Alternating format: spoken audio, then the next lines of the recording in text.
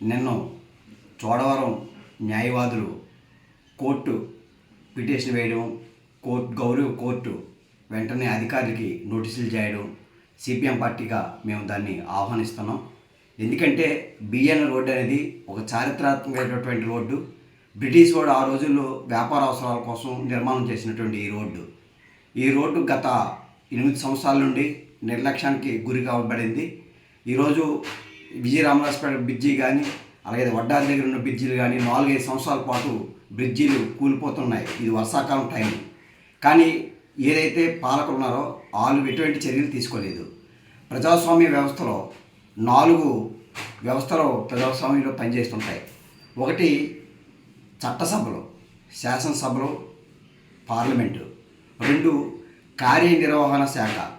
3 న్యాయశాఖ. 4 మీడియా. ఈరోజు న్యాయశాఖ అనేది రోడ్లలో జోక్యం చేసుకోవడం అనేది నాకు తెలిసినంత వరకు చారిత్రాత్మకమైన నిర్ణయం. ఎందుకంటే చట్టసభల్లో గత ఎన్నికల్లో మేము అధికారంలోకి వస్తే ఖచ్చితంగా మొట్టమొదటిసారిగా బిఎన్ రోడ్ని వెంటనే నిర్మాణం చేస్తామని చెప్పేసి అప్పుడు అధికార యంత్రాంగం అనేది చెప్పింది. వాటి ఫలితంగానే గౌరవ శాసనసభ్యులు శాసనసభలో బిఎన్ రోడ్ దుస్థితి కూడా తెలియజేస్తే వెంటనే ప్రభుత్వం 3 పీపీపీ అని చెప్పేసి 3 పద్ధతుల్లో 480 కోట్ల రూపాయలు 4 లైన్లు రోడ్లు వేస్తామని చెప్పేసి ఆ రోజు పత్రిక ప్రకంగా తెలియజేశారు. చాలామంది ఆనందించారు. కానీ ఇప్పటికీ సంవత్సరం అవుతుంది. కానీ ఒక రోడ్డు కొరకదా మరమ్మతులు కొరకదా ఏమి చేయలేని పరిస్థితి ఉంది.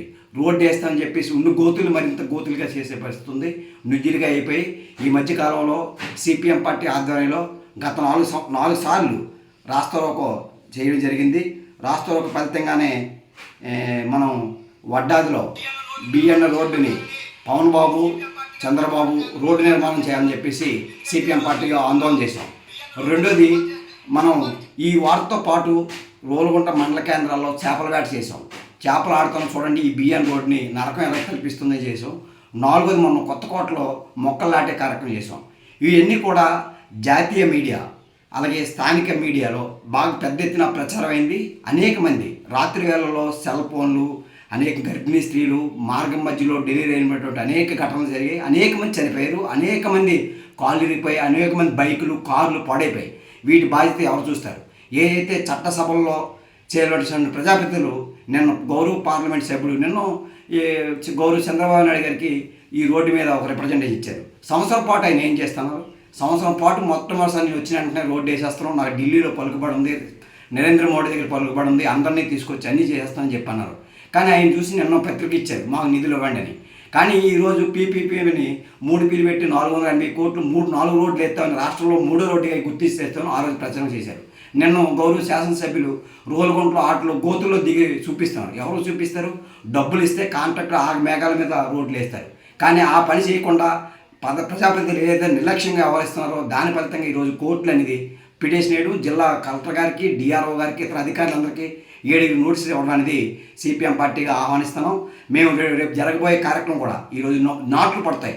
రేపు దానిలో రోడ్ల మీద భారీ ఎత్తున సిపిఎం పార్టీ ఇతర ప్రజా సంఘాలు కలుపుకొని నాట్లు వేసే కార్యక్రమం కూడా నిర్వహిస్తాం. కాబట్టి న్యాయమూర్తి ఏదైతే కోర్టు నోటీస్ ఇచ్చిందో దాన్ని ఆహ్వానిస్తున్నాం.